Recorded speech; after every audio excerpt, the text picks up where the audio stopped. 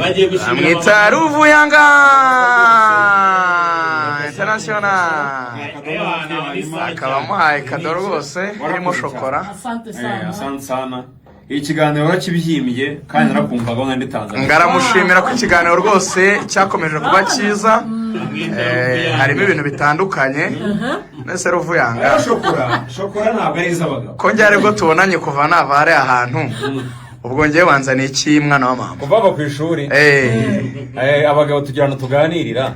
Ubwo ngiye turaganira byihariye. Tuganirira ku meza. Kandi iyo meza nibaze kuguha biro rwose. Icyo nagufasha cyo. Ibintu uraza kubibyi. Ndaza kubikiriyaringa. Okay. Thank you so much. Nepo nta cyabaye. Nepo ni muzi. Cyokora Nepo turamwakira nk'umuntu wa joininze team nawe. Samiri mission yerukutse gukora we nta kintu bazo ufite amafaranga. Urabeho. Nta kibazo rwose. Ukiri muri video wemeye kunkandira kanyenyeri. Nk'umuntu maze igihe meze nabi ahubwo umwaka kankandira nkatimba. Ndatanga se ndafite.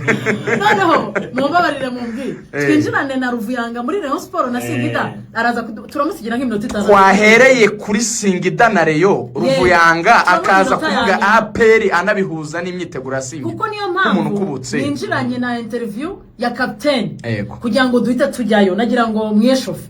Mukanya abo ngabo bakaba ari abanyamakuru ba RBA bakora mu rubuga rw'imikino. Ndagira ngo mbanze mwibutse abari bo niba ubonye bamutabazi ni Rugoga Rusi umaze igihe ari kuyobora runo rubuga rw'imikino, ni Nepo Dushime mukunze kwita mu bicu, Rigani Rugaju ndetse na Ruvuyanga.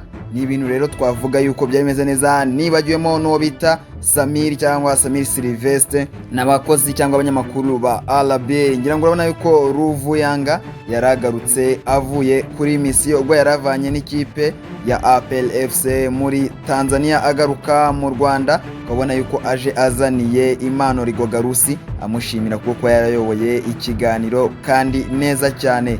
Nibwo rero wumvaga Rigani Rugaju nawe avuga ko ari ubwa mbere bahuye. Mwibutse yuko mu minsi yatambutse Rigani Rugaju atagaragaraga cyangwa tumvikanaga kuri RBA ubwo yarari muri yombi, yari yaratawe muri yombi azira ibyaha twaganiriyeho, gusa biza kurangira bitamuhama abarekuwe by'agateganyo. Rero kuva yagera kuri RBA mu minsi yatambutse atangiye gukora muri kino cyumweru ni yari yakongeye guhura na Ruvuyanga ko Ruvuyanga yari yaragiye muri misiyo ubwo yari yarajyanye n'ikipe ya APR muri Tanzania mu gikombe cya Sekafa. Biza kurangira ikipe ya APR itanabashije kwegukana rino rushanwa, iza gucyura umwanya wa gatatu n'ibihumbi 10 by'amadolari ubwo n'amafaranga arenga miliyoni 10 mu manyarwanda.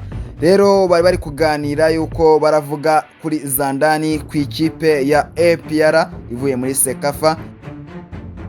Mwibutsa yuko kuri uno munsi kandi ikipe ya APR iraza kuba ihura n'ikipe ya Gicumbi ku isa 12 z'umugoroba muri Stade Regionali Nyamirambo. N'umukino uraza kuba ari umukino mwiza, ari nawo umukino wa mbere ikipe ya APR igiye gukina muri Rwanda Premier League no mu gihugu cy'u Rwanda. Sibyo gusa kandi bavuze kuganira ku ikipe ya Singida Black Stars n'ikipe ya Rayon Sport. Angaha ni mu gikombe cya Confederation Cup Rayon Sport yasohokeyemo u Rwanda cyangwa yaserukiyemo u Rwanda. CAF Confederation Cup ikipe ya Singida Black Stars yerutse kwegukana Sekafa muri iminsi irangiye, ikaba iraza kuba ihura n'ikipe ya Rayon Sport. Turaza kureba ngo ni umukino uzagenda gute, ese ni umukino uzaba urimo ibikino, umukino uhagaze gute muri rusange. Se weho urabona ari igihe kipe izegukana amanota 3, urabona ari igihe kipe izatsinda ugendeye ku bakinnyi ukagendera ku mikino bamaze iminsi bose bakina, urabona amanota aganisha kuri inde. Nidutinde rero izingizi ni ncamake ni fixe mubanye muri zino ncamake. Hano ni kuri Wash Topic, ijya bibuka gukanda subscribe mu gihe wageze ukabona ari ubwa mbere uhageze, kuko uyu ni umuryango w'abakunzi b'imikino ndetse n'imyidagaduro. Wajya umenyeramo byinshi bitandukanye, wajya umenyeramo ibyagufasha ibyakuzamura.